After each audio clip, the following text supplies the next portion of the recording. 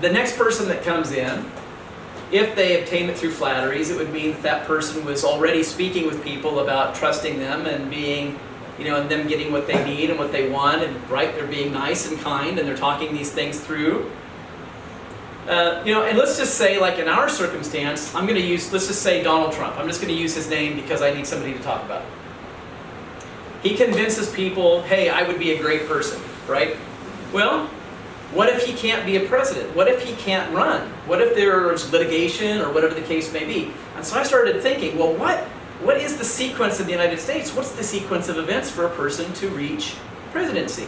Well, you vote the person in, right? We can vote as a people during an election, and we can vote the person in. That's one way. What's another way that a person can become president? They can be vice president, and if the president ends up dying, they can step in, or if they're incapacitated, the vice president becomes president in our government, right? Possibility. What's the next possibility? Well, chain of events, sequence. What if the president and the vice president are both incapacitated? Then who becomes president? Speaker of the House. Okay, are we all on the same page so far? So then I started thinking, what does it take to become Speaker of the House? You know what I learned? It just takes being appointed by the House. You don't even have to be a House of Representatives person. You do not have to be a member of the House of Representatives to be Speaker of the House. You can be appointed as Speaker of the House even without being a person from the House of Representatives. So then I'm thinking, this is kind of interesting, because I'm just using this as an example, right? But let's just say that somebody like Donald Trump, he isn't in the House, isn't vice president, isn't president, but somebody wants to make him president. As long as he's Speaker of the House and they can get rid of the president and the vice president, he can become president. And as long as he serves less than 2 years, he can run again and still get another 4-year term.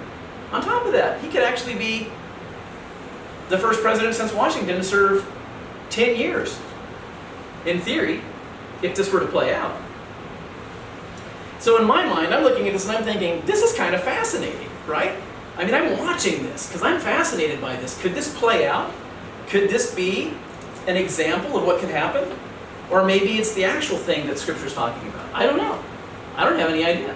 But I'm watching.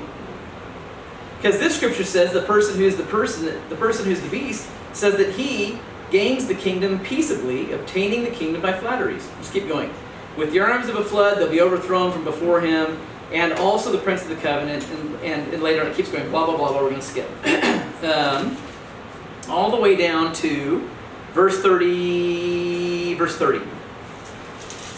29. At the time appointed, this king, this final king, the beast man, will return. He'll come toward the south, but it will not be as the former or the latter. The ships of Shittim, which, by the way, Shittim is Turkey.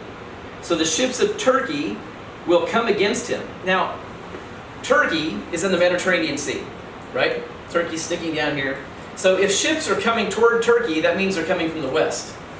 Because Turkey would be the east of the Mediterranean entrance, right? Baltic Strait. Turkey is headed toward the Baltic Strait. The ships that are coming in are coming through the Baltic Strait. Turkey would meet them and turn them around and go the other direction. Well, which direction would they be going? They would be going west. So the ships that Shittim are fighting had to have been coming from the west.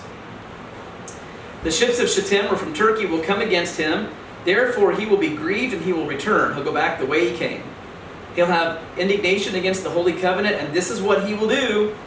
He will go and he will make intelligence with those that have forsaken the Holy Covenant. And the way that this speaks is that he's going to find people that are part of the Jewish culture who disagree with the Jewish culture, who are Jews but who disagree with it, who are in the military. And it says, and arms, or military, will stand on his part. They will pollute the sanctuary of strength. They will take away the daily sacrifice, otherwise known as the Tamid, T-A-M-I-D, and we'll talk about that in a minute. They will place the abomination that makes desolate. So here's what happens. This is the abomination, desolation, that Jesus is talking about in Matthew 24. This person, this ruler, speaks with some Jewish people, some Jewish military forces, and convinces them to be on his side. Those Jewish forces take something of him, whether it's an image, a screen like Zoom. I mean, it could be a flat panel display. It's just got to be something that's equated to idolatry. They're going to take something of this man, they're going to set it in the holy place where the temple sacrifices are being made. It's going to defile it, and it's going to shut down the sacrifice. It's not going to happen anymore. Jesus says, when you see that happen, pay attention, because you have seconds to respond. Moments. So there are a couple of things that have to happen. Number one, the tamid is the daily sacrifice. It's the morning and the evening sacrifice that happens in Israel, right? We currently don't have that happening because it stopped in 70 AD when the temple was destroyed, and they've never started it again since then. Some people believe that there needs to be, you might hear about a red heifer. If you hear conversations about a red heifer, part of this reason why is because there is a red heifer that has to be sacrificed. The ashes of the red heifer are put in water. They sprinkle the water toward the temple, and it cleanses the temple. And then they're able to send the priesthood in, and they're able to go ahead and start using the temple again. That's one reason why you're going to hear people talk about that. I don't think it's necessary. In my study of Scripture, I don't think it's necessary. Because the tamid, the daily morning and evening sacrifices, actually started when the people of Israel were in the desert, in the wilderness. The temple wasn't even around when they began. They didn't have to go through the cleansing rituals of the temple to be able to make those offerings. It was a commandment. They cleansed the priests. They purified the priesthood. The priests began making an offering. It just takes an oxen. It takes, there's a process to go through to cleanse the priest, but it doesn't take the temple to cleanse the priest. The priest can be cleansed without the temple. So it's possible, from my vantage point, from what I understand of Scripture, to see these daily sacrifices happen whether there's a temple or not. So this whole thing about waiting for the third temple to be built, I don't think it really matters. Do we need a red heifer? No, I don't think so. If it plays out and we do have one, will it be interesting to watch? Yes, but I don't think it's necessary. But here's what this says. Are you ready for this? It says that the sacrifices will be happening because this beast man ends up stopping them. And you can't stop something that you haven't started. And right now we don't have them. So they've got to start so that they can stop. Right? Can't stop a sacrifice, it isn't happening. So I'm watching, because I expect them to happen. I expect them to start. As a matter of fact, maybe you guys know this, maybe you don't know this, but they've been doing full run-throughs of temple sacrifices for the last 2 years. The last 3 Passovers, they've sacrificed a lamb. Did you know that? They've already identified 300 Kohanim. They've already identified 300 people of the lineage of Aaron, and they've sanctified them as priests. They've already got their garments. They've already got everything that they need to practice the priesthood. They go through practice sacrifices regularly.